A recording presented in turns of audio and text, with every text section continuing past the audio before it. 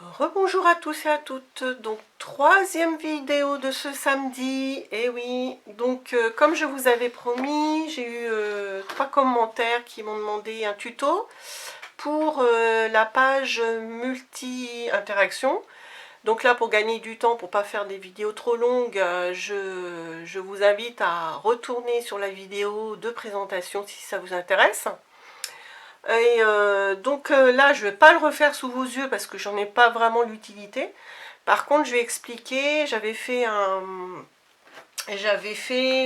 c'est quelque chose que j'avais fait en cours avec mes scopines et j'avais fait un gabarit blanc. Donc je vais vous expliquer à partir de ça. Donc je vous dis tout de suite que moi j'avais utilisé des papiers A3 blanc Clairefontaine 160 grammes, donc du papier assez épais. Ça peut être un peu plus, hein, mais au moins 160 grammes. Parce que si vous prenez du papier blanc 30-30, c'est trop juste. Il y a des mesures où il faut plus de 30, faut 31,5. Voilà. Donc après, si vous avez... donc c'est du papier qui se trouve relativement facilement dans les magasins style bureau type, bureau Vallée, des choses comme ça, hein, ou sur commande. Et après, j'ai envie de dire, si ça vous soucie de vous procurer du A3 blanc épais, eh bien vous regardez l'explication et vous adaptez, vous réduisez les mesures pour utiliser du papier 30-30, pourquoi pas. Ou même, j'ai envie de dire, vous pouvez garder le système et faire en tout petit, enfin en beaucoup plus petit. Hein. À l'origine, moi, c'était une technique que j'avais vue dans un mini-album. Donc c'était une construction vraiment sur 15 cm hein, ou 20, mais pas plus. Donc moi, c'est un rendu de page. Donc je vais prendre mon fameux gabarit et je vais vous expliquer. Donc avec la vidéo, c'est facile. Vous vous arrêtez, vous prenez des notes et comme ça, vous gardez vos explications très longtemps. Hein, c'est ce qui est pratique. Donc, vous voyez, là, j'ai toutes les interactions que je vous ai montrées qui s'ouvrent dans le sens des aiguilles d'une montre, etc. Sauf que là, tout est blanc. Hein. Donc, il faut partir de la base. Donc, pour la base, hein, on aperçoit là, la découpe. Il vous faut un grand papier de 30. Je vais vérifier à chaque fois parce que mon explication date un petit peu. Donc de 30 sur 30, si je ne me trompe pas. Oui, 30 sur 30 cm. Donc ça, c'est le carré de fond. Ok? Donc c'est plutôt simple. De toute façon, l'explication est plutôt simple en entier. Ensuite, vous allez avoir deux feuillets en fait, à gauche et à droite. D'accord? Et sur lesquels on va venir coller, je ne sais pas si vous comprenez le système, on va venir coller, vous voyez, ces deux, là, c'est un grand papier qui va être plié en deux, et dessus on va venir coller ces deux petits carrés. Voilà. Hein. Et puis à droite, c'est la même chose. Donc, je vous donne les dimensions des deux volets. Donc, si je ne me trompe pas, pour être sûr, donc ça va être 31,5. C'est là qu'on a besoin d'un peu plus.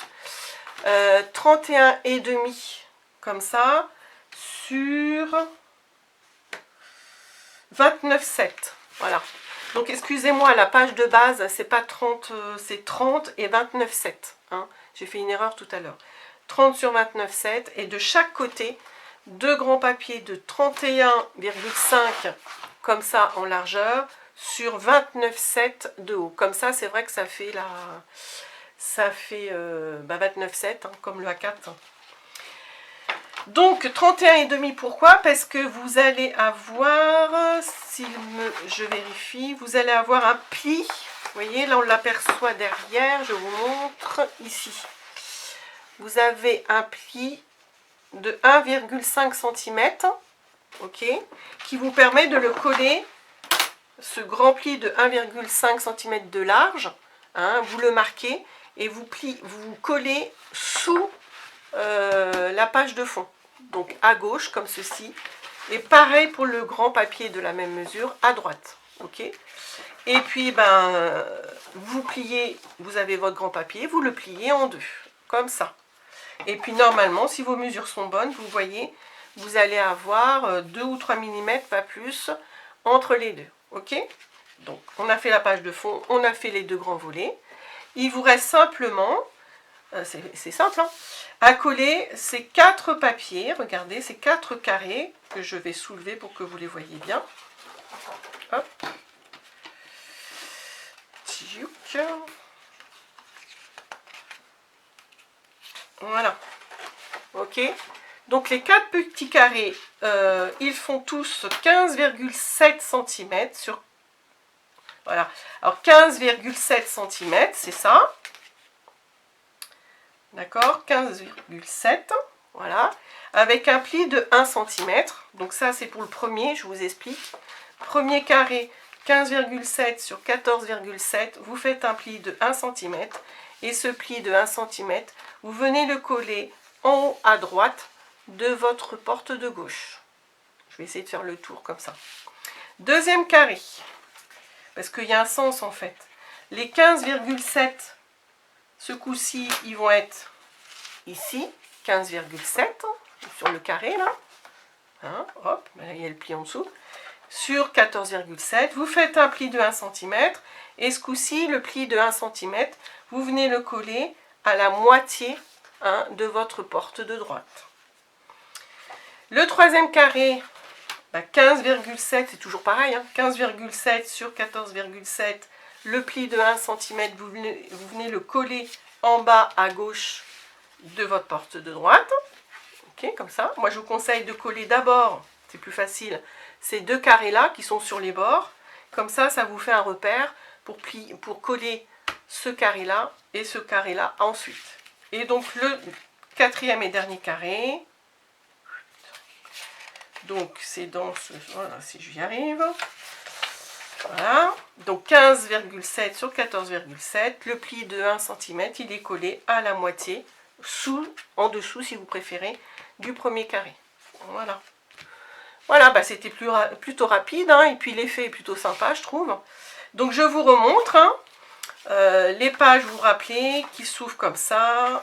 Hop, toc, toc. Ça laisse découvrir, après il faut imaginer que vous découvrez tout partout. Hein. Voilà, là on a les 4 carrés ouverts. Et on peut mettre pas mal de photos. Ensuite, j'ouvre ici, j'ai ces 2 grands espaces là. J'ouvre à gauche également, j'ai la même chose avec ceci. Et enfin, j'ouvre au milieu. Et j'ai tout ça à décorer aussi. Voilà. Bon, voilà, j'espère que j'ai été plutôt simple et que c'est pas trop compliqué. Je vous laisse et à une prochaine fois.